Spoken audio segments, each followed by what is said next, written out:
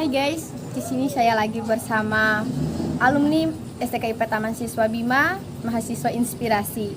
Dan di sini saya akan mewawancara beliau dan menanyakan berbagai macam kesehariannya. Mungkin langsung saja.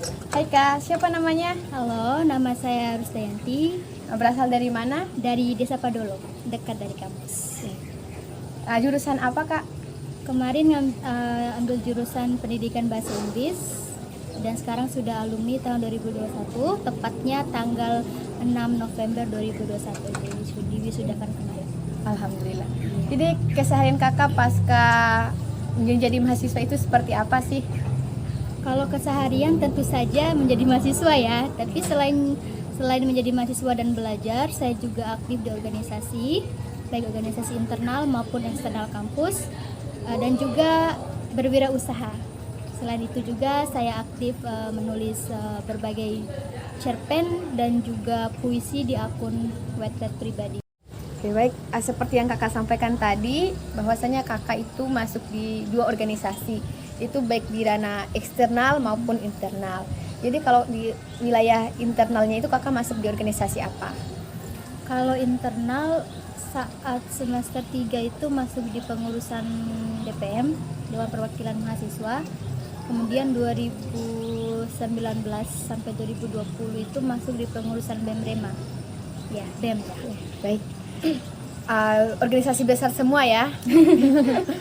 Dan kalau untuk di eksternalnya itu di organisasi apa Kak? Himpunan Mahasiswa Islam, Oke. HMI.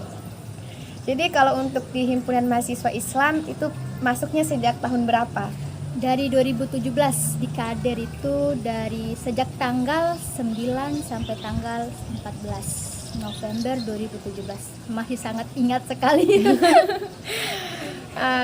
Terus kan Kakak udah masuk, sudah perjalanannya berbagai organisasi sudah Kakak lewati, pasti otomatis banyak sekali pengalaman-pengalaman yang Kakak dapatkan. Iya. Nah, jadi karena Kakak memasuki dua organisasi, bagaimana sih manajemen waktu Kakak? Karena memang berbicara kuliah itu tidak hanya organisasi dan tidak hanya akademis juga yang kita kejar. Betul. Jadi bagaimana sih manajemen waktu Kakak?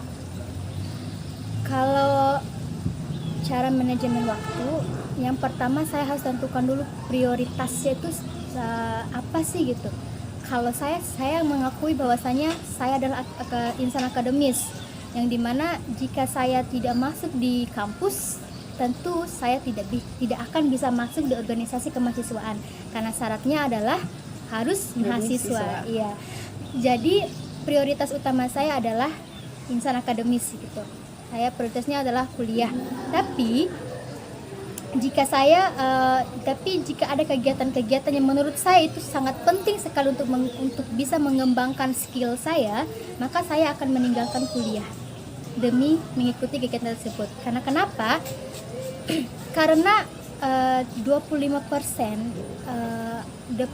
hanya 25% aja yang kita dapatkan di ruangan. Sisanya adalah 75% di organisasi. Tapi ini bukan berarti saya ingin mempengaruhi teman-teman untuk hanya fokus kepada organisasi saja, teman-teman. Tapi sebisa mungkin kedua itu harus berjalan seimbang gitu. Saya bukan mahasiswa yang hanya yang memang prioritasnya di akademik, tapi bukan hanya ke akademik saja gitu. Tapi saya juga ketika saya merasa kegiatan di organisasi itu penting dan dapat mengembangkan wawasan saya, maka saya bisa saja meninggalkan akademis kuliah saya untuk kegiatan tersebut. Tapi alhamdulillah sejauh ini tidak mengganggu proses perkuliahan maupun IPK saya. Oke.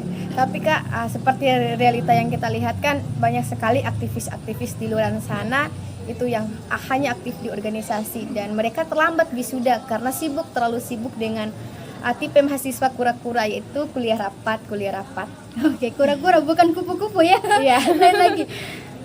Oke, saya tidak bisa menjustifikasi bahwasanya mereka melakukan hal yang salah. Karena kenapa? Setiap orang beda perspektif ya, setiap orang beda prioritas, setiap orang beda pemikiran, setiap orang beda keinginan.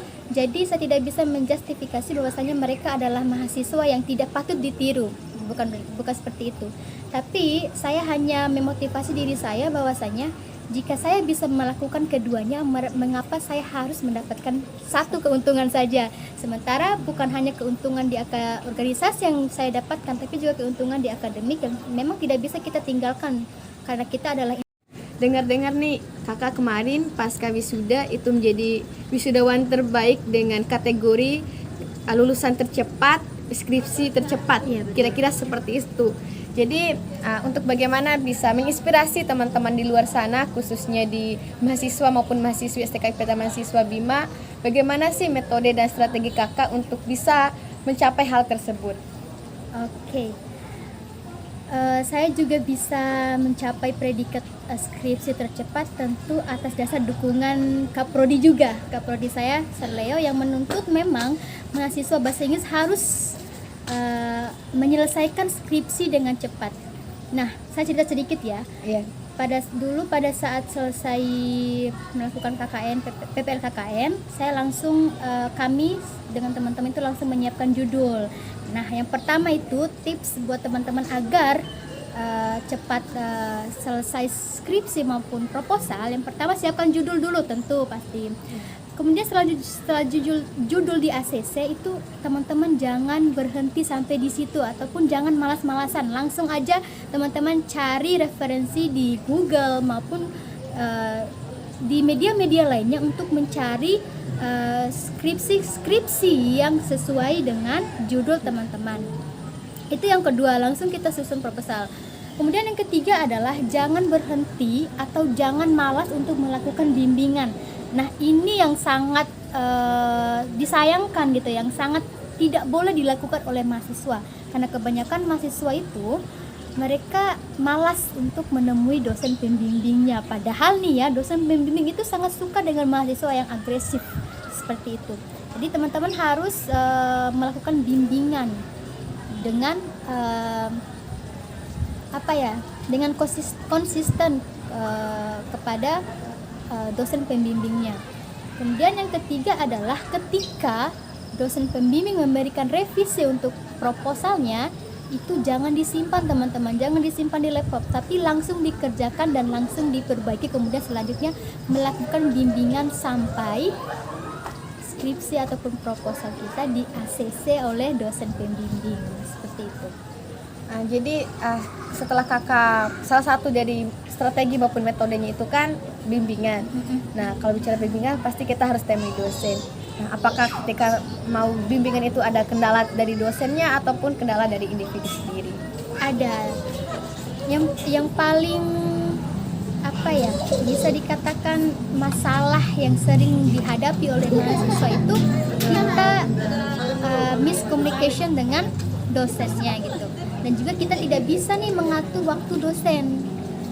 Dan yang seharusnya itu kita cari waktu dosen gitu, bukan kita yang menentukan waktu untuk dosen. Nah, ini permasalahannya karena kita sering jarang untuk temui dosen di kampus karena mereka juga punya kesibukan mereka masing-masing, sehingga kita jarang ketemu dan akhirnya tidak saling bimbingan seperti itu.